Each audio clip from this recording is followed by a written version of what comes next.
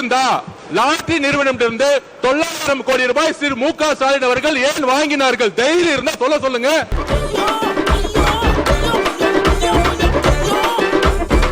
அது கொடுத்தது அவருடைய மாமனார் தான். அவருடைய மாமனார்ட்ட கேட்டு விளக்கத்தை அவர் பெற்றுக்கொள்ள வேண்டும். எனக்கு ஒண்ணு விளங்கலங்க.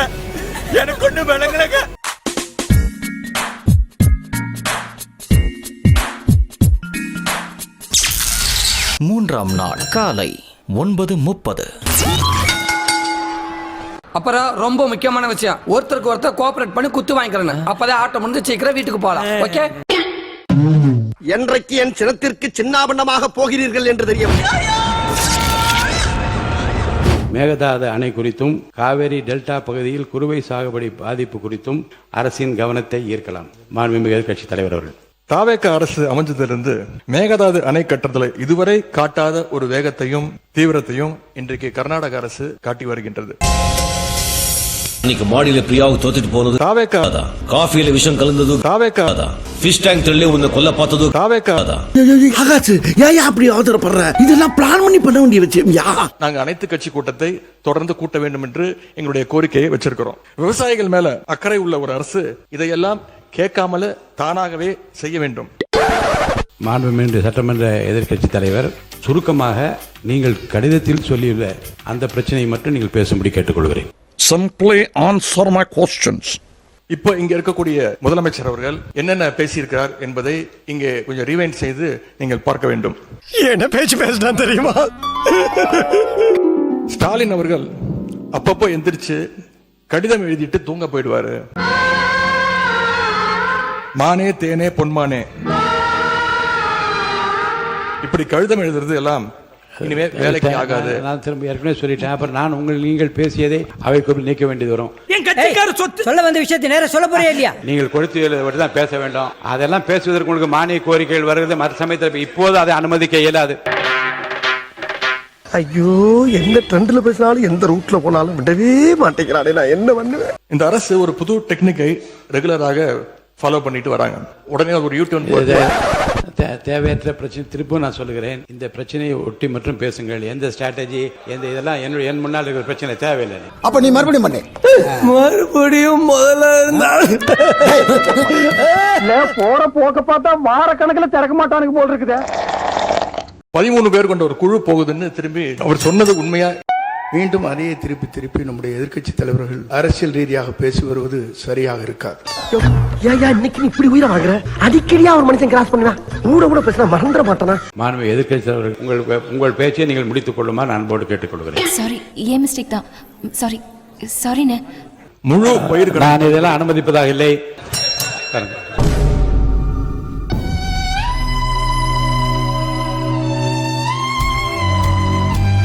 குறுவையில நஷ்டத்தை சந்திச்சிருக்கக்கூடிய விவசாயிகளுக்கு ஸ்பெஷல் பேக்கேஜ் சொல்லி 134 கோடி அறிவிச்சிருக்கிறீங்க. அதை எத்தனை பேருக்கு கொடுத்திருக்கிறீங்க என்பதை இந்த அவையில தெரிவிக்க வேண்டும். மாண்புமிகு பொதுப்பணித்துறை அமைச்சர்.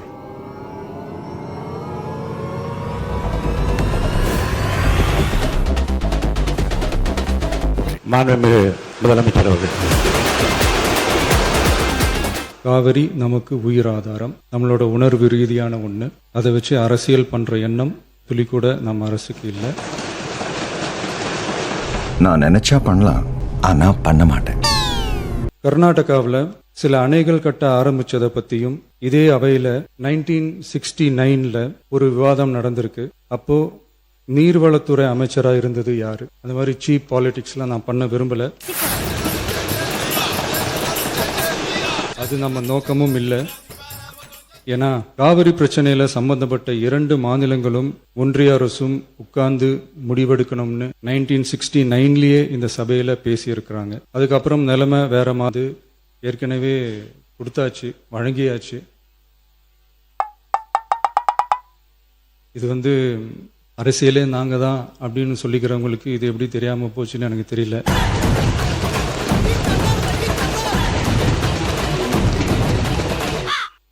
முன்ன பின்ன பேப்பர் படிச்சிருந்தா நாட்டில் என்ன நடக்குதுன்னு தெரிஞ்சிருக்கும்.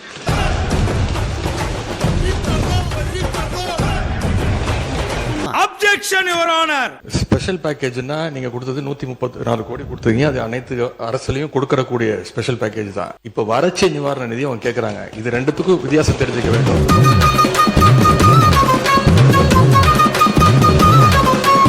டெய்லி காலைல பேப்பர் படிச்சா மட்டும் பத்தாது. அங்க அனைத்து கட்சி கூட்டத்தை கூட்டி அனைத்து விவசாயிகளோடையும் போய் கலந்து பேசி கோரிக்கைகள் என்னன்னு நீங்க தயவு செய்து கேட்டுக்கொள்ள வேண்டும்.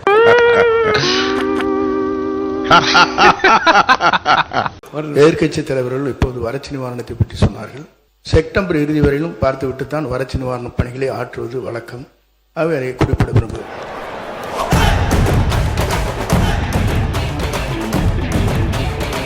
அனைத்து கட்சி கூட்டத்தை கூட்ட என்ன பயம்னு கேட்கிறார். 3 வருடங்களாக யாரை பார்த்தும் பயப்படாத எங்களுடைய தலைவர் எந்த பயமும் யாரை பார்த்தும் பயந்தது கிடையாது.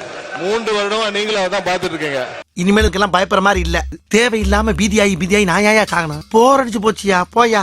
எதிர்க்கட்சி தலைவரை பார்த்து ஒரே ஒரு கேள்வி கேட்கிறேன். அதுக்கான விளக்கத்தை இங்க பதிவு செய்யணும். 3 முறை உச்ச நீதிமன்றத்தில் திமுக தலைமை அரசு மேகதாது அப்பீல்ல ஏன் தோத்தாங்கிறத எதிர்க்கட்சி தலைவர் சொல்லட்டும். இதுக்கு பதில் சொல்லுங்க சார். மீண்டும் மறு சீராய்வு போட்ட போது உச்சநீதிமன்றத்தை சொல்லி தள்ளுபடி அல்ல, நீங்கள் கொஞ்சம் அவகாசம் எடுத்துக்கொண்டு வர வேண்டும் என்று சொன்னார்களே தவிர முழுமையாக சொல்லவில்லை.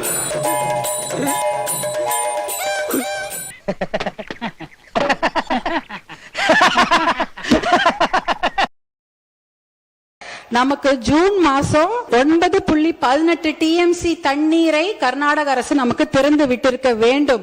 ஆனால் கடந்த ஜூன் மாதம் அவங்க திறந்து விட்ட தண்ணீருடைய அளவு 2 டிஎம்சி தான்.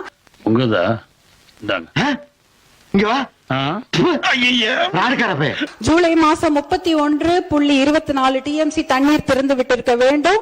1 டிஎம்சிக்கும் குறைவான தண்ணி தான் திறந்து விட்டுருக்காங்க. அப்படின்னா காவிரி ஆணையத்துடைய தீர்ப்பையோ உச்ச நீதிமன்ற தீர்ப்பை எதையுமே கர்நாடக அரசு மதிக்கவே இல்லை.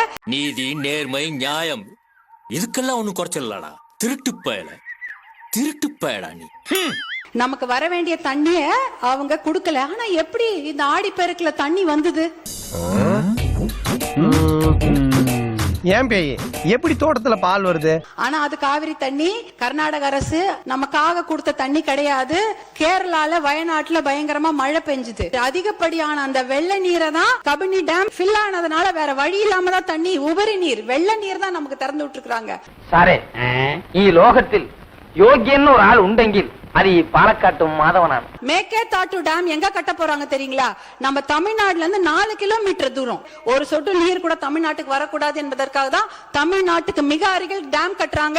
3 வனவிலங்கு சரணாலயங்கள் அந்த டேம் கீழே போயிடும். இதெல்லாம் அழிச்சிட்டு தான் மேகேதாட்டு டேம் கட்ட போறாங்க. இந்த டேம் கட்ட விடாம நம்ம தடுத்தணும்.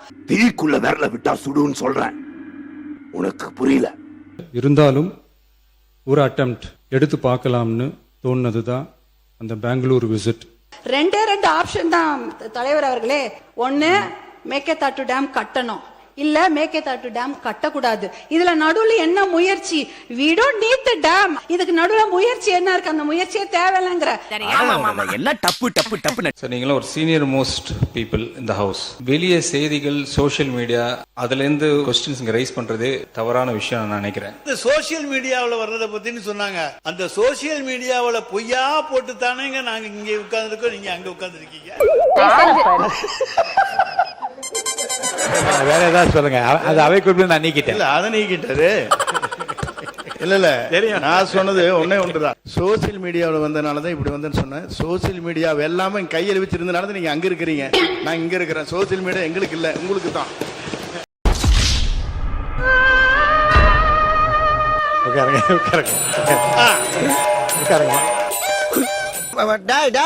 என்கிட்ட சீரியஸா பேசாங்கடா, அப்புறம் எனக்கே சிரிப்பு வந்துடும். அடுத்தது கசிவு என்கின்ற புதிய வார்த்தையை கொண்டு வந்திருக்கிற உங்களுக்கு என்னத்தை சொல்றதுன்னு சொல்ல முடியாது.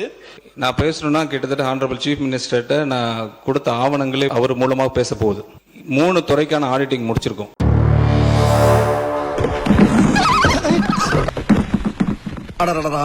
நீங்க கேக்குறீங்களா கசிவுன்னு? அந்த லீக்கேஜஸோட ரிப்போர்ட் எல்லாம் தலைவரோட டேபிள் முன்னாடி இருக்கு.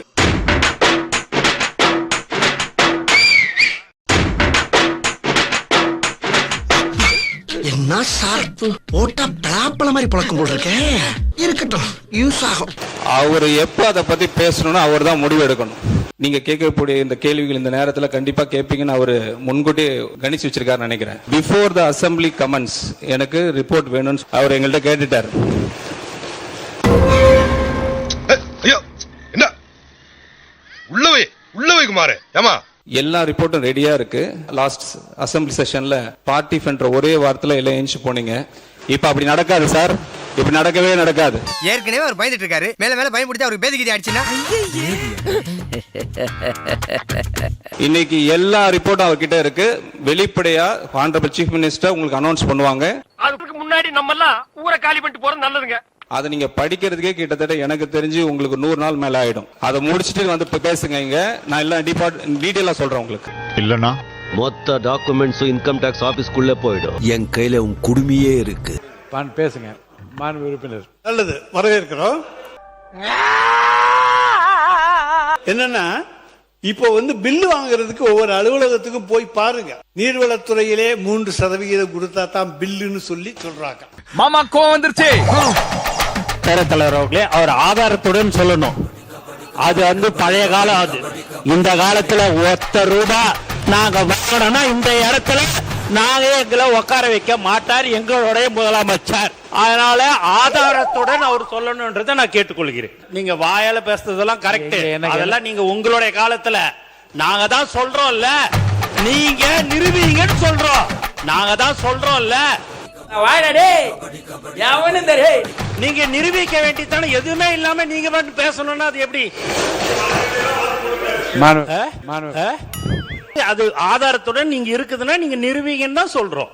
என்னங்க நீங்க பில்லுக்குன்னு சொல்றீங்க, அதுக்கு இந்த மாதிரி பில்லுக்கு கொடுத்தாங்கன்னு சொல்லுங்க. அது ஏன்னா பழக தோஷமா இருந்திருக்கலாம்னு நான் நினைக்கிறேன்.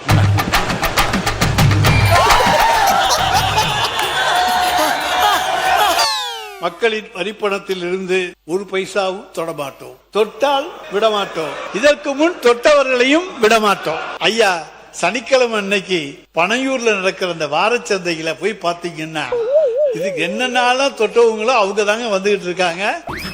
அவர் கேள்விக்கு பதில் சொல்லுங்க மாமா. அவர் சொல்லுகிற போது பனையூரை பற்றி சொன்னார். நீங்களும் அங்கே இருந்து நான் இங்கே மாறி இருக்கிறேன் என்பது நாடறியும்.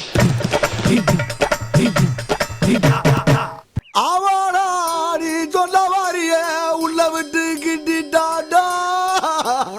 நாங்க முதலமைச்சரை பத்தி தப்பா சொல்லி மத்த அமைச்சர் தான் சொல்ற. முதலமைச்சர் சொல்லிக்கிட்டே தான் இருக்காரு, உங்களை யாரும் லஞ்சம் வாங்க கூடாது, எது பண்ண கூடாதுன்னு. அவர் சொல்றதே நீங்க யாரும் கேட்க மாட்டேங்கிறீங்க. எங்களுக்கு வருத்தம்.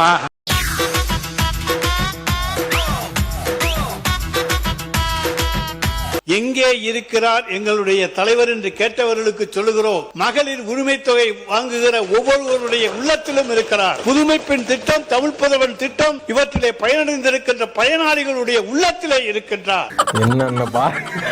என்னென்ன சொல்றான் பாருங்க. அவங்க தலைவரை எங்க தேடுவோம்னு சொல்லியிருக்காங்க, எங்க கண்டுபிடிப்போம்னு சொல்லியிருக்காங்க. ஏன் இன்னும் அடிஷனலா ஒண்ணு நீங்க மிஸ் பண்ணிட்டீங்க. தமிழ்நாட்டில் இருக்கிற ஒவ்வொரு தலைமையிலையும் 1,28,000 கடன் விட்டது போனது நீங்க தான். அங்கதான் அவர் தேடணும்னு நினைக்கிறேன் நானு. ரிலாக்ஸா இருங்க சார், ரிலாக்ஸா இருங்க. நீங்க கத்துறதுனால பிரயோஜனம் இல்லை சார். நாங்கள் 1,28,000 ஒரு தனிநபர் கடன் என்று சொன்னால், நீங்கள் 60 நாட்களுள்ளாக 20,000 கோடி கடன் வந்திருக்கிறது. எனவே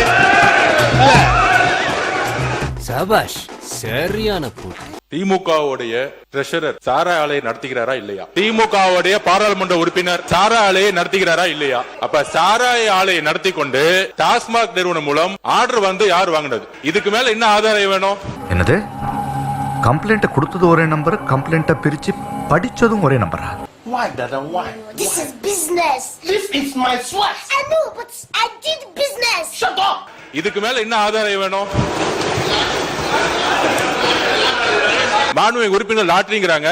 திரு உதயநிதி அவர்கள் சொல்லணும், ஏன் 900 கோடி ரூபாய் லாட்டரி நிறுவனம் வாங்கினாங்க திமுக? பதில் சொல்லட்டும்.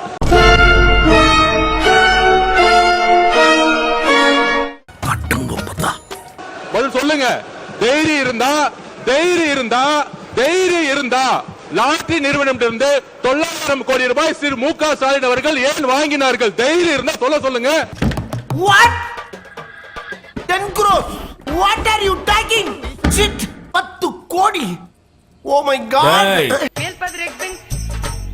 நம்முடைய அமைச்சர் அவர்கள் திமுக ஏன் லாட்டரி நடத்துகின்ற நிறுவனத்திடம் என்று வாய் கொளறதா இல்லையா? தண்ணி குடுக்கலாமா இல்லையா? எங்கடா ஃபண்ட் வாங்கினாங்க அப்படின்னு கேட்கிறாரு. அது கொடுத்தது அவருடைய மாமனார் தான். அவருடைய மாமனார்கிட்ட கேட்டு விளக்கத்தை அவர் பெற்றுக்கொள்ள வேண்டும். அது அவரும் உங்க அப்பாவுக்கு மட்டும்தான் தெரியும். உங்க அப்பா கிட்ட தான் கேட்கணும். எனக்கு தெரியாது. தங்கச்சி, உண்மையை சொல்றவங்க தெய்வத்துக்கு சமம் சொல்லுவாங்க. இவங்க ரெண்டு பேரும் மாறி மாறி உண்மையை சொல்றாங்க. அப்பாவை இங்க காணோம். வீட்டுக்கு போய் உங்க அப்பாட்ட கேளுங்க.